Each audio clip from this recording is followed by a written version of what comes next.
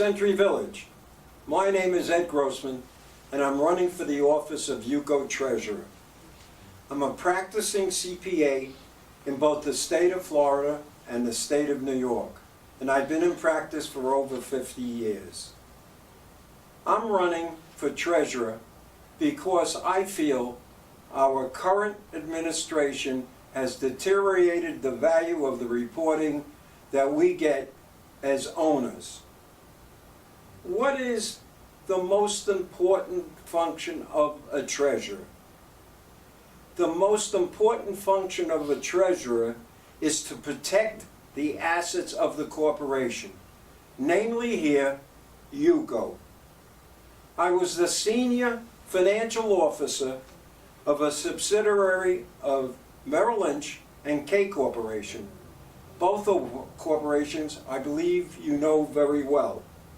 My duties included, but were not limited to producing a timely monthly statement to be submitted to the Securities and Exchange Commission.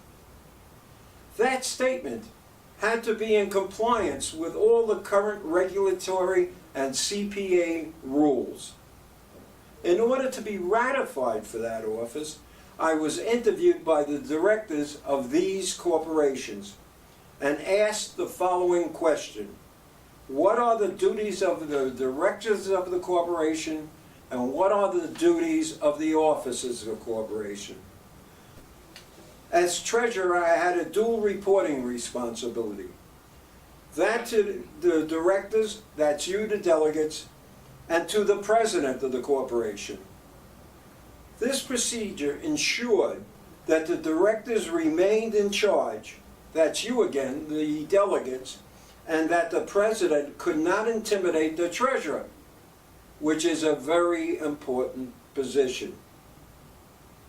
It is my intention to have an open and transparent treasury and bring the current UCO reporting under control, amongst other things, by reestablishing separate reserve accounts which are defined and cannot be dipped into just like this.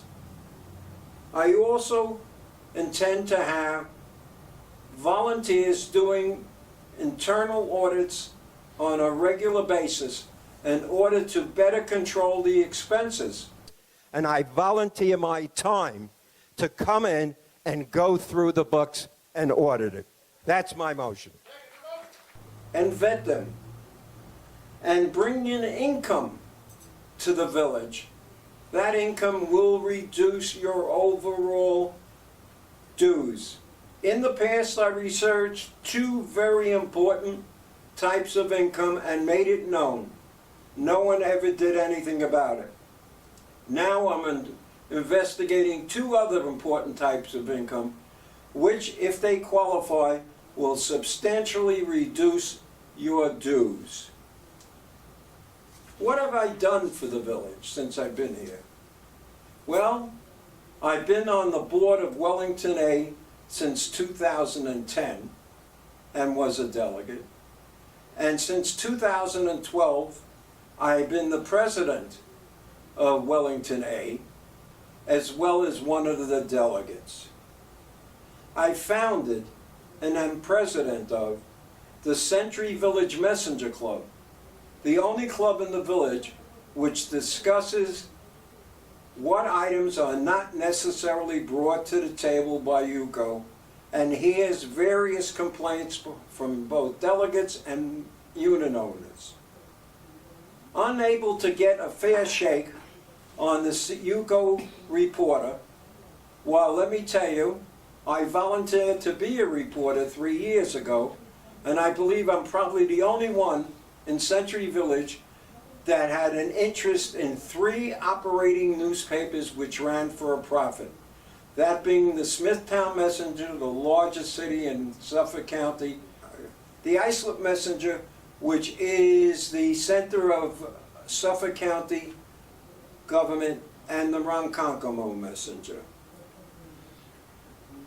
I sponsored the only Memorial Day ceremony in Century Village and had to use non-WPRF property, and it was a wonderful event.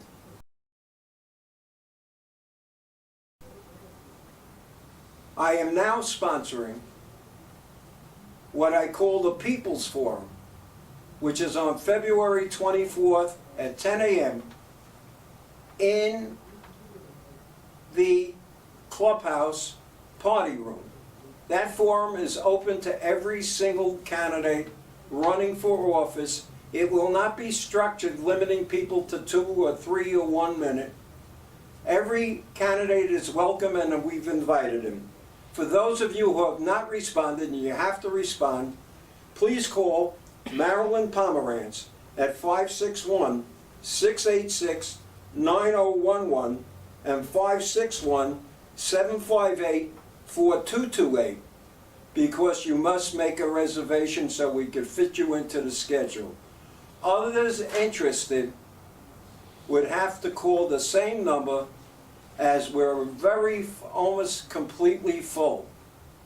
So please, if you want to come, both as a candidate, a delegate, or a unit holder, call Marilyn at those numbers.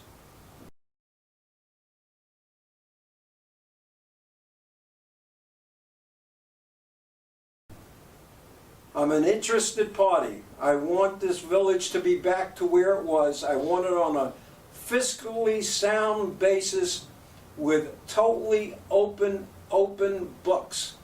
I'm the only one who volunteered when the delegates called for a forensic audit, who volunteered to do it for nothing. Mr. Israel recoiled, wouldn't let me pass the motion, and then finally relented and said I could come in. I had 2 other associates.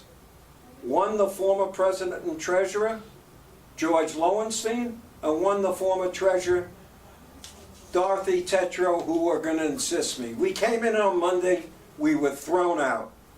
If you have nothing to hide, why hide it? And if I'm wrong, it would prove him right. So therefore, if you want good government, honest government, run by a professional as far as the Treasury is concerned, vote for me, Ed Grossman, for Treasurer of Yuko.